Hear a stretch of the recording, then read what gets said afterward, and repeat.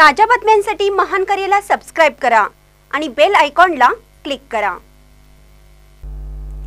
संदगडमधून खासदार मंडलिक यांना उच्चांकी मताधिक्य देणार भाजपच्या दिग्गज नेत्यांची मंडलिकांना ग्वाही। महायुतीचे उमेदवार खासदार संजय मंडलिक यांच्या पाठीशी भाजपची सर्व प्रचार यंत्रणा गतिमान केली असून संदगड तालुक्यातील उच्चांकी मताधिक्य देणार असल्याची ग्वाही भाजपाचे ज्येष्ठ शिवाजीराव पाटील व माजी मंत्री भरमू पाटील यांनी दिली। शिवसेना, भारतीय जनता पक्ष आणि राष्ट्रवादी काँग्रेस पक्षाच्या युतीचा मी उमेदवार आणि आमच्या मित्र पक्षांचा उमेदवार आहे। माझी उमेदवारी घोषित झाल्यानंतर कोल्हापूरला प्रमुख कार्यकर्त्यांची बैठक झाली। त्याच पद्धतीने भारतीय जनता पक्षाच्या सर्व पदाधिकाऱ्यांची बूथ प्रमुखांची बैठक कोल्हापूरमध्ये झाली। आदरणीय भरमू अण्णांचा आशीर्वाद नेहमीच माझ्या मागे आहे।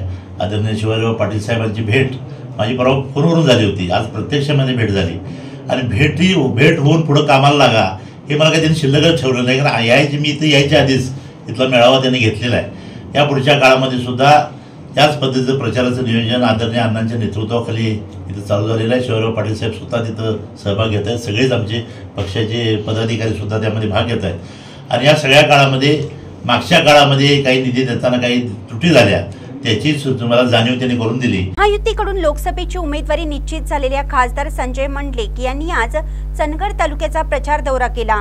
महायुतीचा घटक पक्ष असलेल्या विविध नेत्यांशी निवडणूक प्रचाराबाबत संवाद साधला। यावेळी उदयराव देशपांडे, भैयासाहेब कुपेकर हे दिग्गज मान्यवर उपस्थित होते।